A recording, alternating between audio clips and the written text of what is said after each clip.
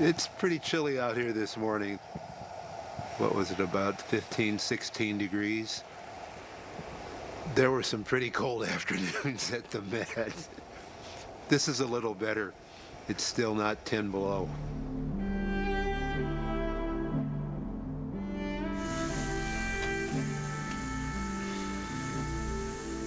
Basically, all you're doing is sitting and watching water boil. Somebody had told me 10, 15 years ago that I would find that fascinating and to some degree mesmerizing. I would have had a good laugh about that. The reality is that you either stagnate or you grow. Whether it was football, the law, running, the Page Foundation, writing children's books, I wouldn't be the person that I am now without those experiences. You gonna be a football player when you grow up? Today is the best day of your life. Believe it. Give me 18 years of daylight. That's all right. Greatest leader I've ever It known. reminds me of a line from Tennyson's Ulysses. I am a part of all that I have met.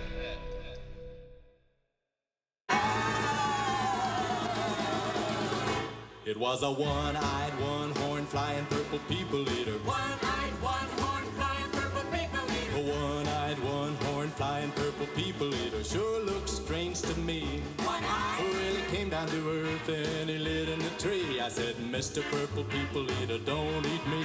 I heard him say in a voice so gruff, I wouldn't eat you 'cause you're so tough. Alan Page's been all over the field all afternoon. But it was Alan Page who really did it.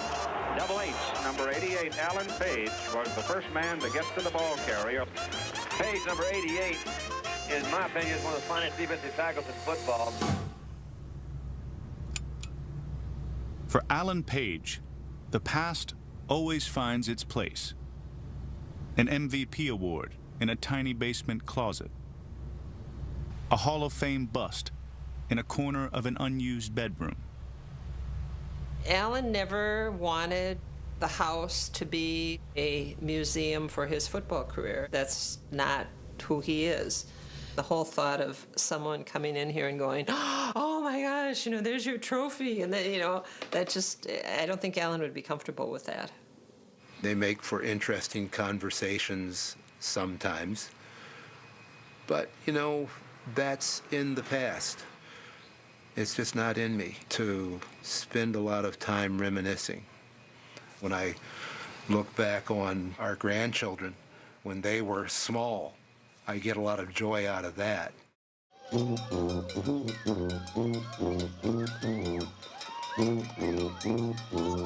The Twin Cities Marathon goes right by our corner.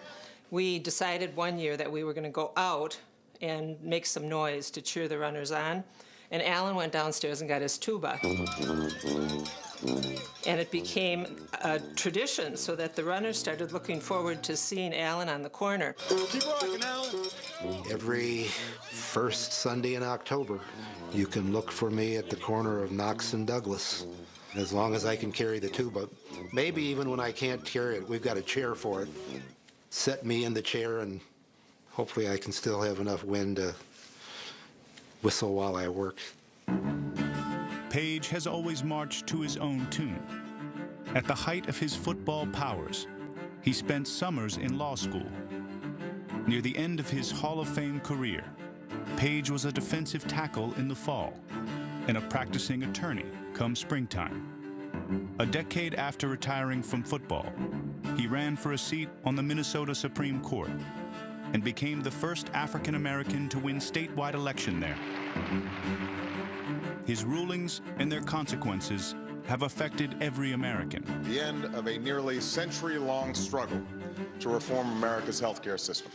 Now, at 70, Page is a lion in winter. The law, to which he's devoted half a lifetime, says he must step down. In Minnesota, we have a requirement that justices retire when they turn 70 years old. I would dearly love to change that so that he could stay on. He has that rare combination of experience and wisdom and just integrity that you would want to keep in public eye as long as possible. part of Alan, knowing that he loves this job, would love to keep doing it forever, but he knows it's time. For Paige, 2015 is a crossroads, a year defined by an ending. But as spring turns to summer and summer to fall, this man for all seasons will face each one of them with a choice: stagnate or grow. Coming up, the journey through a final year on the court starts in style. This is more interesting, more challenging than any car I've ever driven. It can be high adventure.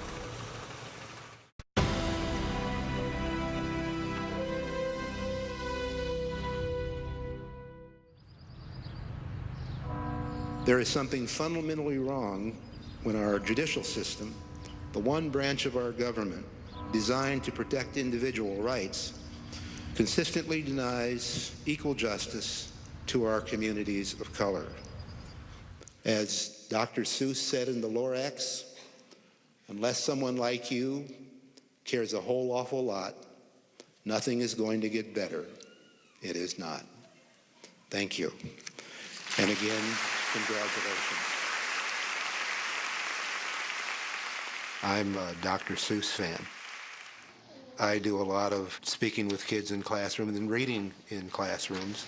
But the most curious thing about Alan's hands is his perfectly pointy, impossibly perpendicular pinky. It was suggested that I should write a children's book.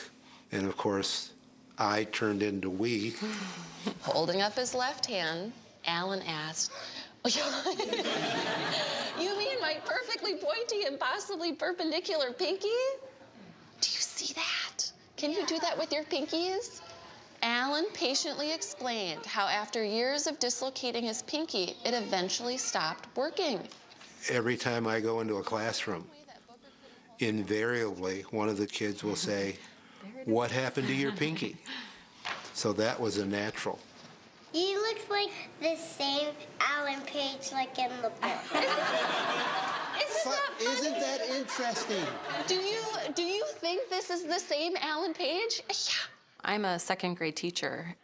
Watching him with little kids and just the joy that you see in him, I think is something that I always thought, oh, I want to do that someday. I have one question. What is that? Is that hair? Well, back when I was a Vikings player, I had hair, right? No matter who you are, no matter what your background, your skin color, your ability or disability, education is a tool that can overcome a lot of hurdles. For a black kid growing up in Canton, Ohio in the 1950s, you might aspire to a job in a steel mill. Both of my parents spent a lot of time talking to all of us kids about the fact that if we were going to have a better life than they had, then we had to be educated. The Pages enrolled their children in Canton's Central Catholic High School, where a growing Alan found himself in demand. I was asked to try out for the band. I suspect that had more to do with my size than any particular interest or talent that I had to carry around one of those old brass sousaphones. It helps to be big. Page's size made him a natural fit for Northern Ohio's true passion. Canton is a football town. I mean, it was just, you know. That's what you do. That's what you do. From the day I showed up at football practice, all of a sudden, I was somebody different. I got put on the pedestal right away. I like the attention. Who doesn't? But at the same time, I didn't understand it.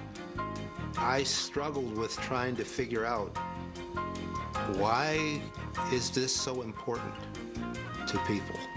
But I'd made a fair amount of progress. People were talking about the opportunities that I would have to go somewhere on a football scholarship. During the fall, Page built his football resume. During the summer, he helped build football's new shrine. Got a job at a construction company. They started building the Pro Football Hall of Fame. I was sweeping up freshly poured concrete floors. Of course, by the time you got from one end of the building to the other, the floor was dirty again. This was not the most interesting job in the world to have. Here's number 81, Alan Page at work. Again, Page is in the middle of the play, stopping this run. At Notre Dame, Page grew into an All-American defensive end, and in 1966 helped the Irish to an undefeated season and a national title.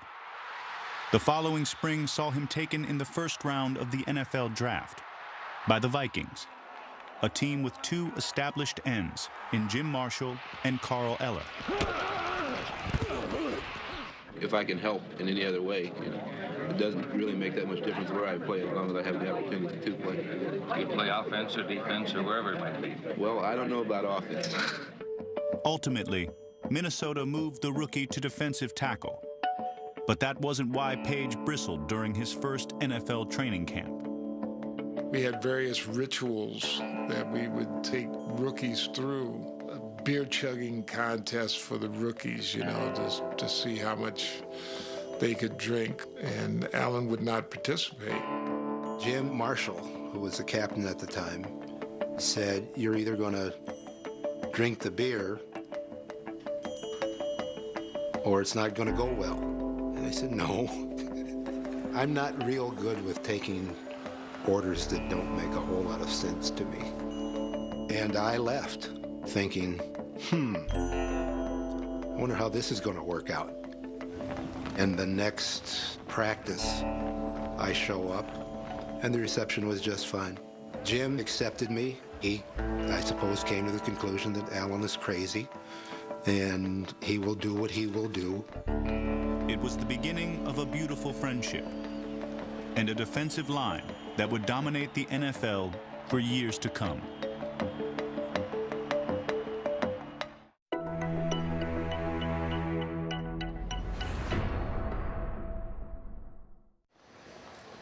The Twin Cities Mall of America is the country's largest indoor shopping facility, big enough to house a roller coaster that occupies the ground where old Metropolitan Stadium once stood. On this turf, one of pro football's best defensive fronts earned its colorful nickname. The Purple People Eaters really put on pressure. Marshall, Page, Larson, and Eller. When these Purple People Eaters unload, they unload. Purple power! Purple power!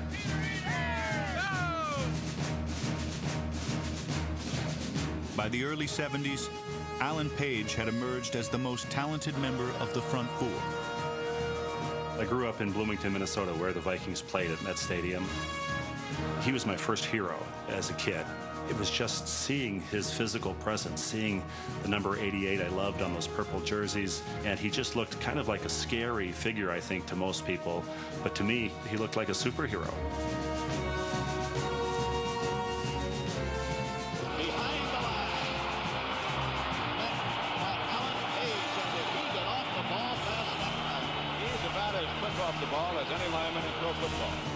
He had instinct that was beyond the average football player. Alan's a very bright guy, and he's always was interested in why we did things. Not many players ask why. They just say, do this, they do it. Well, Alan was more interested in why and how, and made him a better player. I think Alan helped revolutionize his position in that way. They wanted him to play defensive tackle the way everybody had played defensive tackle, and he wanted to play defensive tackle the way he thought he would be most effective, whether he was calling his own one-man stunts, whatever the quickest way to get to the quarterback of the ball carrier was going to be. You're staying in retirement. The fellows like Alex Karras and who's that fellow from the Vikings? Do you have any bearing on your decision? Alan Page? There's a young boy by the number of Alan Page. Fine young football player. Got a lot of desire, a lot of heart, a lot of speed. And anytime I consider coming out of retirement, I think of Alan Page. And it makes retirement just a little bit easier.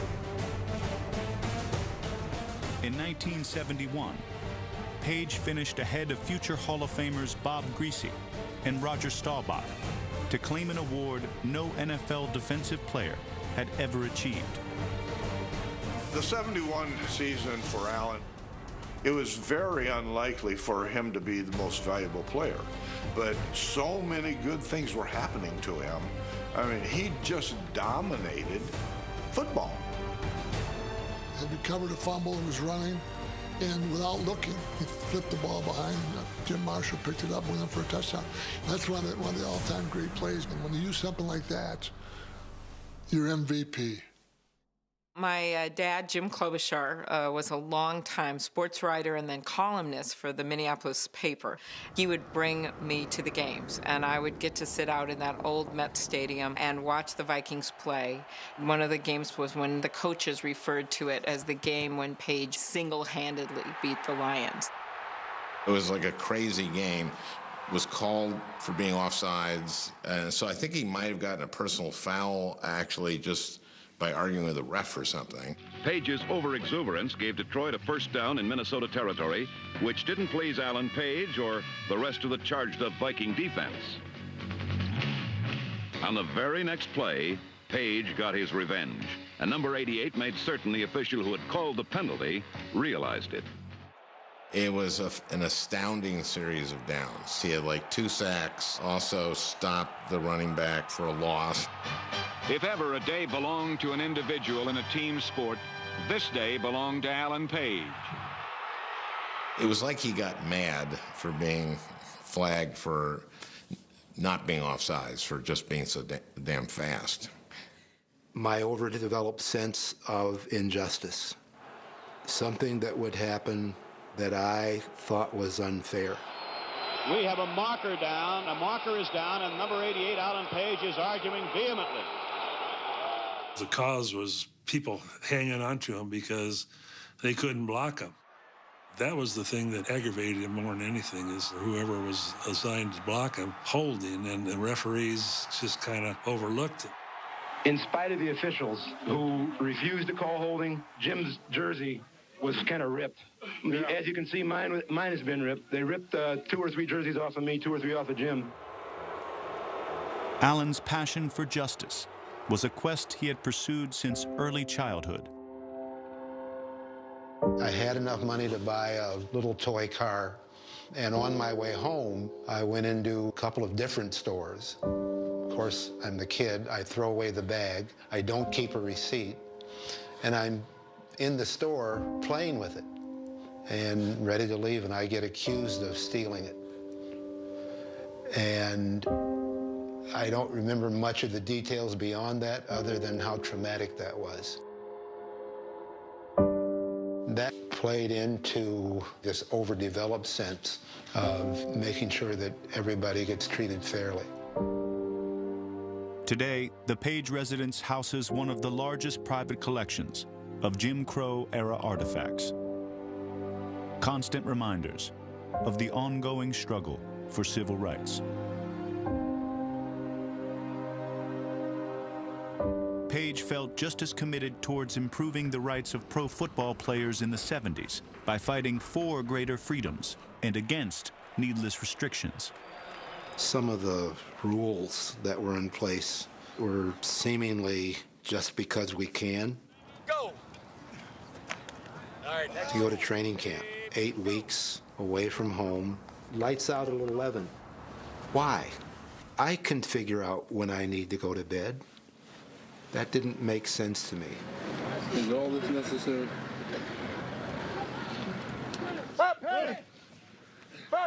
We should be treated like adults, and we should have a fair share of the revenue that we generate. And so I became involved in the association. Being a player rep is one of those jobs that not many people volunteered for. They weren't exactly standing in line. Page found himself on the picket line in 1974, leading the NFL's first sustained player strike. I wish it didn't have to be, but the way things have gone, this is our only method of showing unity, showing our strength. Because of my involvement with the Players Association, had spent some time with lawyers and found out what it is lawyers really do. And ultimately, I knew I wanted to go to law school. By the time 1975 rolled around, it was time.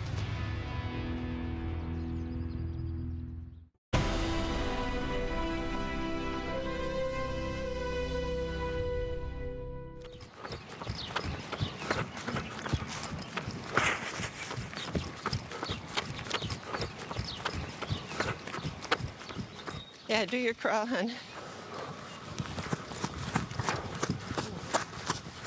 When we run and walk around Lake of the Isles in the morning, all the dogs look forward to seeing Alan and getting a treat from him year-round. Molly! He knows all their names and gives them extra attention. Wilbur, guess what's going to happen? There you go. And all of the dogs can see and smell Alan from a distance. They just come charging. They're pulling their owners on their leash when they just have Alan's scent. Quincy! Hi, Quincy! Yeah. He's kind of come to be known as the dog whisperer. You would be very mannerly, right? He actually does talk to them. He'll have, I mean, not an in-depth conversation. I think there's a side of my dad that people don't see. He's a little goofy. Diane's father gave it to us about 10 years ago. As great as this car is, they don't play real well in modern traffic. But we love the ride. He is a car freak, and he has always been a car freak, and he will always be a car freak. And when I first was dating him, he was into drag racing, and he had a Dodge Charger that was purple, and with big gold letters, Freedom, across the car. When he was coming to pick me up for a date, everyone in the apartment building knew it because Freedom arrived, right? The couple eloped during a Players Association convention in Las Vegas. The NFL stars on hand celebrated the marriage, but others were not as accepting. We found a nice condominium that was for rent, and I called, and they said, oh, yes, it's available, and come on over. And when Alan and I and baby Justin arrived at the doorstep, they made it very clear that there was no room at the inn. There are those who see us and sort of think, this isn't good. That's their problem. It's not our problem. These artificial characteristics that we label everyone with really do nothing but make us weaker, both individually and collectively.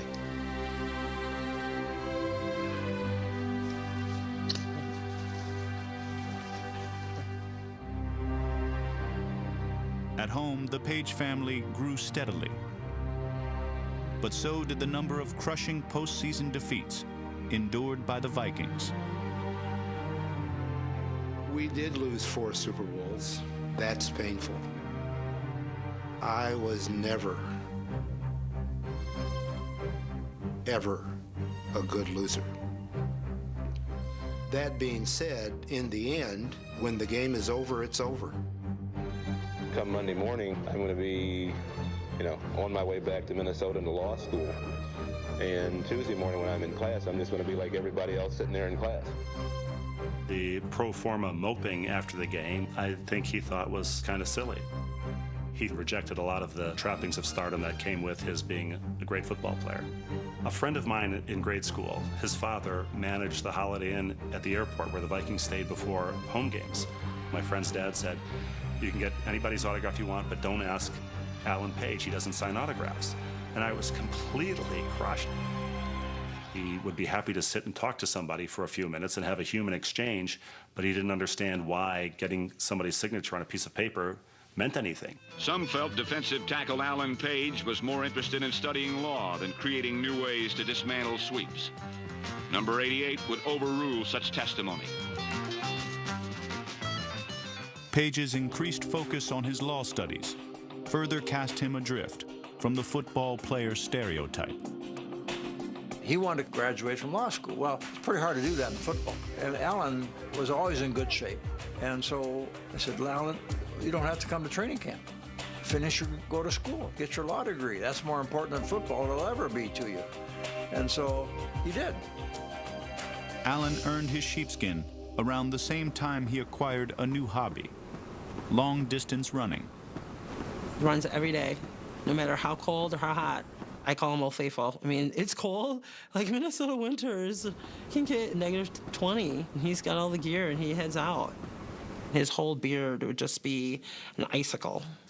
My weight just started to melt away. Started running in 77. By the start of the next season, I was 224. I think initially they thought maybe I was sick, that something was wrong. Bud just thought at that time that he was way too light and guys were holding him, they could push him around easier and all of that, and it didn't fit into what Bud wanted as a defensive lineman. More problems surfaced after Buddy Ryan, Page's favorite coach, left the Vikings for Chicago. Ryan's replacement installed a new scheme that restrained Allen from what he did best. They wanted somebody who could stand their ground in a particular spot, tried to figure out how to do what they wanted done to the best of my ability. Didn't work very well. That just didn't fit my skills. I said, given what we're trying to do here, I may never get another quarterback sack. Interestingly, in 78, while I was with the Vikings, I didn't get any. I came home one day and the sports reporter from WCCO TV was on our doorstep. And he had heard that Allen had been waived. And we actually got the news because Bud had not called Allen yet. I was not very happy with the way Bud had treated Allen. They didn't have the courage to speak to me face to face and tell me that I had been fired, or give me, ever to this day, give me a rationale for it. If you watch the last two games, I say he made one tackle in 2 games. You know, most of the time he's our leading tackler. We got to make those decisions every day. And you and I can't go on forever, you know. I think it had a little bit maybe to do with the union, the law school, the weight loss. Who do you think you are? You think you're too good for football? It was a particularly difficult time for us because Allen had just found out he had not passed the bar. We had 4 children at home. You don't have a team. You're unemployed. There were some ugly, dark days. I tend to be pretty upbeat about things. I was pretty down.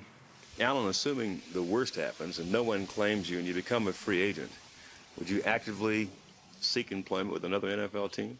Very definitely, and in fact, hopefully by the time that that this airs, I will be employed again. It was tough, although, in the grand scheme of things, it didn't last very long because I got picked up by the Bears. I can remember walking down Michigan Avenue, and a CTA bus goes by and stops. Bus driver opens the door and welcomes me to Chicago, and things just got better from there.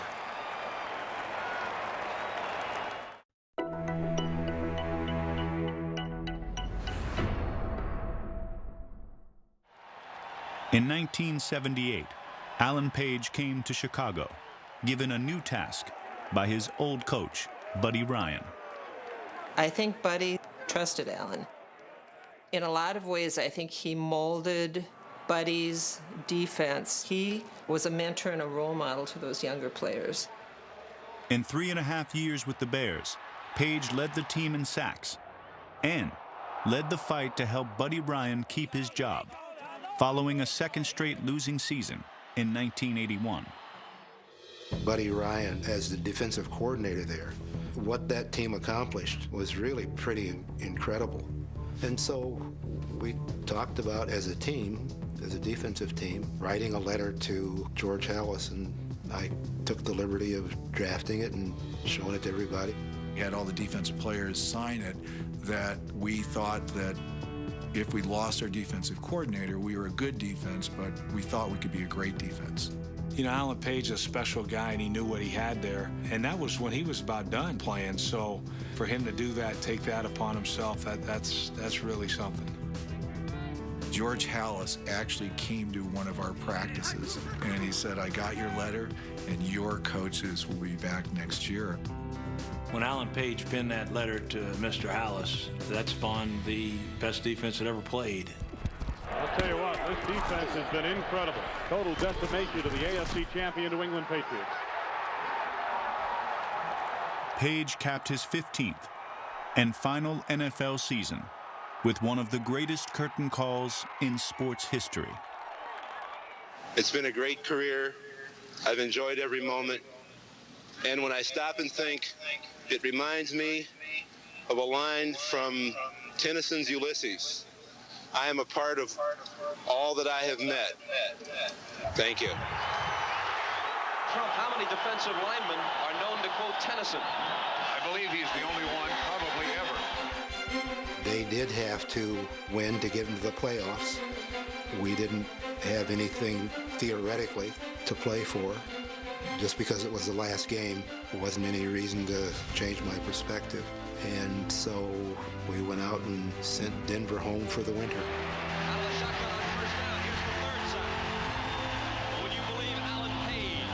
Ted Williams hit a home run in his final at-bat at Fenway Park, and to me, Page getting 3.5 sacks in his final game at Soldier Field was the equivalent of Ted Williams hitting a home run in his final at-bat.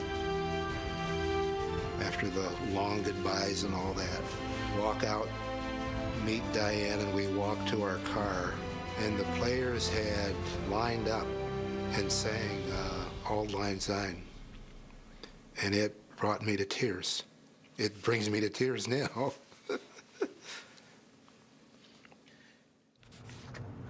Page the athlete was now Page the attorney, serving in private practice and labor law for more than a decade.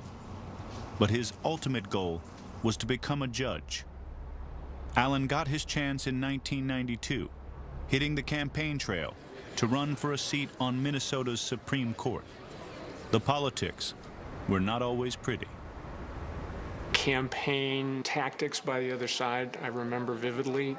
Nice guy, great football player, not qualified for the Supreme Court. They never used the word dumb jock, they never used the word dumb black jock, but that was basically the tenor of it. I have tried arbitrations.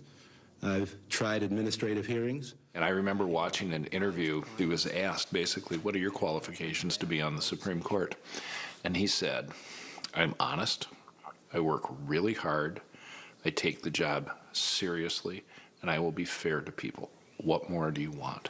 Supreme Court race between Alan Page and Assistant Hennepin County Attorney Kevin Johnson was a controversial one. Here are the results from that race. Alan Page getting 63% of the votes. Page becomes the first African-American elected to the Minnesota Supreme Court. Over the next 22 years, Page became the conscience of the court, often disagreeing with bench majorities on cases involving civil liberties.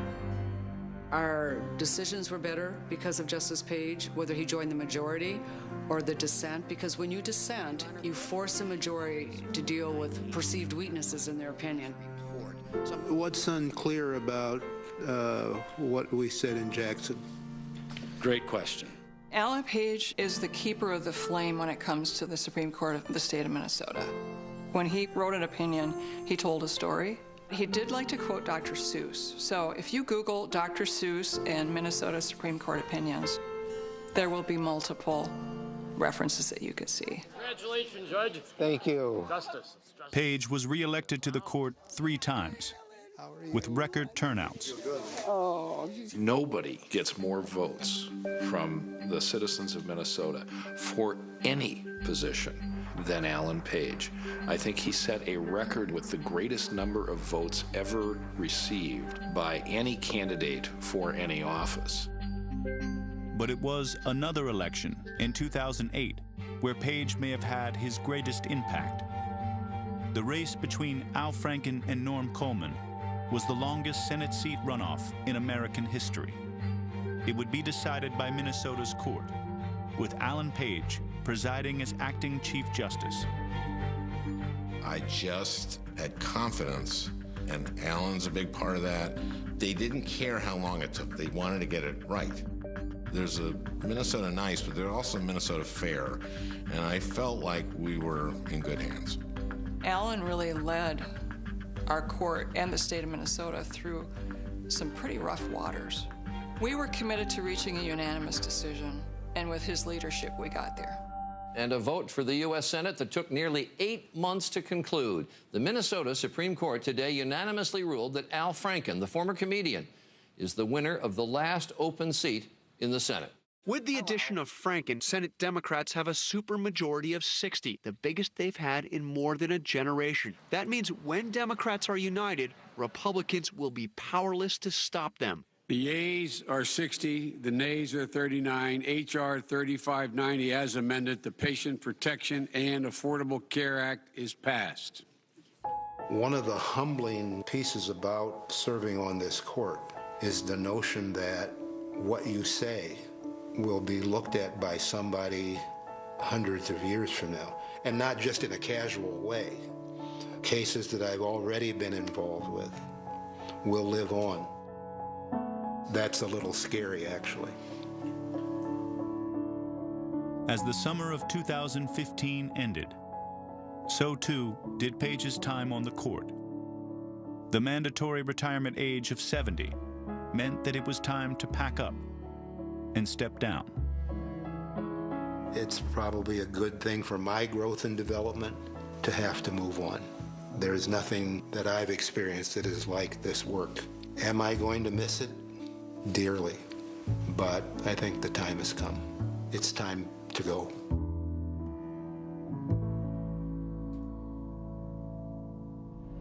Coming up.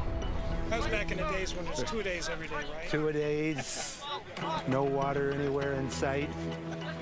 Yeah, they don't know how good they have it now here.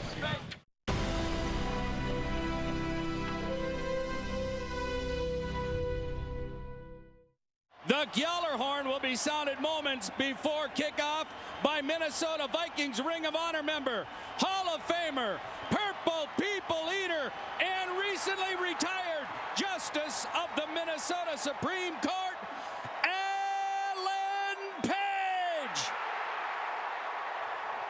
Today, Alan Page is comfortable making music on his street corner, or on the field of the franchise which gave him an unceremonious release.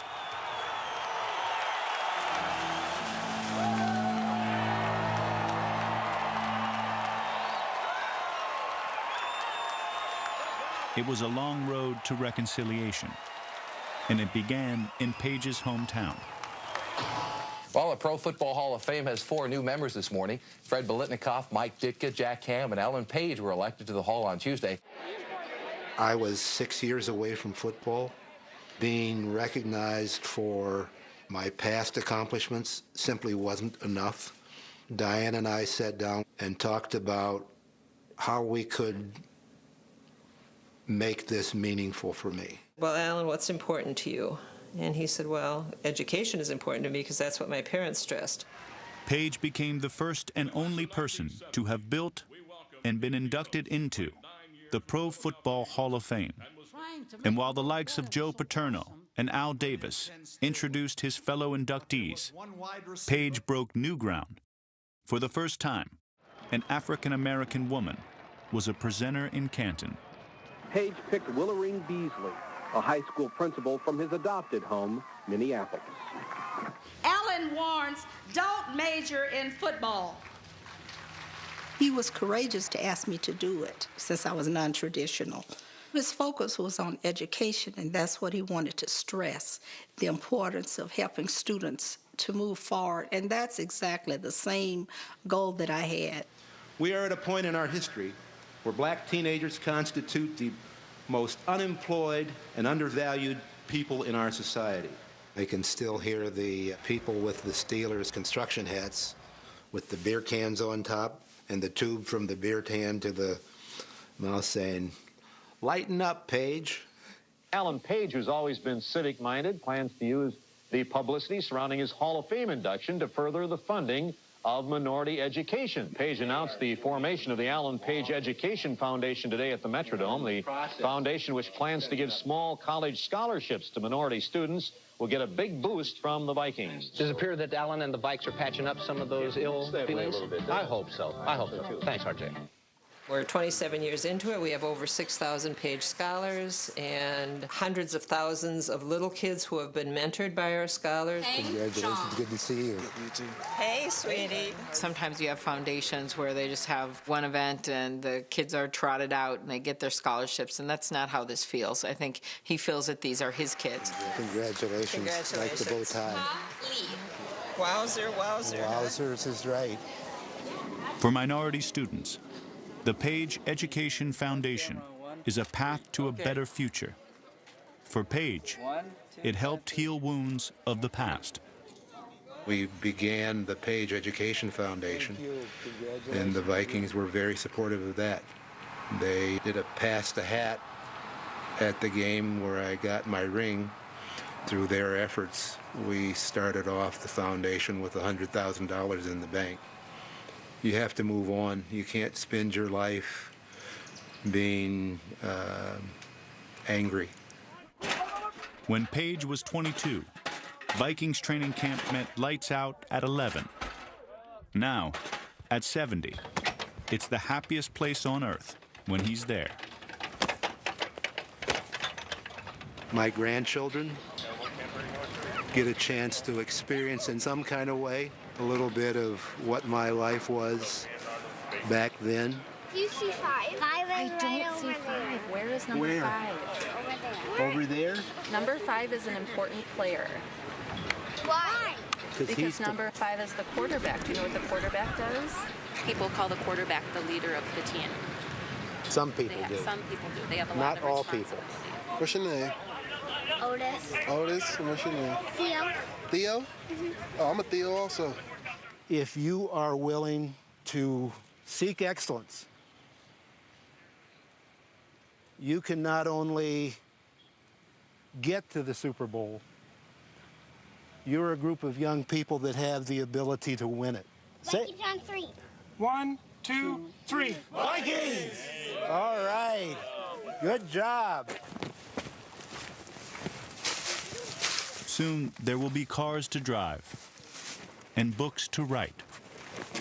Spring will come again. Is that actually sap? That's what sap looks like. Is it water? That's what it looks like. But it's water? No, it's sap. It's really actually sap? It's really actually sap. I tend not to be a person who looks in the rearview mirror. That's what I'm asking you. I find value in the moment and the experience that I'm going through at the time. Alan Page has always chosen growth. He pursues the future the way he once did quarterbacks. But right now, what's important is here. Tomorrow can wait. And the past will find its place.